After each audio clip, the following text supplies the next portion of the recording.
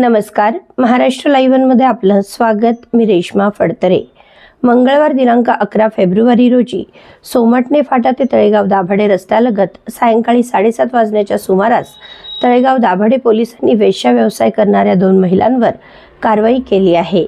याबाबत पोलिसांनी दिलेल्या माहितीनुसार 43 वर्षीय महिला आरोपी राहणार लोहगाव व 41 वर्षीय महिला आरोपी राहणार वडगाव मावळ दोघी जणी वेश्या व्यवसाय करण्याच्या उद्देशाने लैंगिक हावभाव करून शब्द उच्चारून सार्वजनिक ठिकाणी येणाऱ्या जाणाऱ्या लोकांना अडथळा निर्माण करून सार्वजनिक शिष्टाचार व सभ्यतेचा भंग होईल असे कृत्य करीत असल्याचे निदर्शनास आल्याने तळेगाव दाभाडे पोलीस स्टेशन येथे अनैतिक मानवी वाहतूक प्रतिबंधक कक्ष गुन्हेचे पोलीस हवालदार उदयकुमार भोसले यांच्या फिर्यादीवरून सहाय्यक पोलीस फौजदार प्रीतम वाघ यांनी गुन्हा दाखल केला आहे।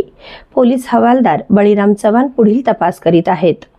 आपल्या परिसरातील घडामोडी जाणून घेण्यासाठी महाराष्ट्र लाईव्ह सबस्क्राइब करा व बेल आयकॉन प्रेस करायला विसरू नका। धन्यवाद।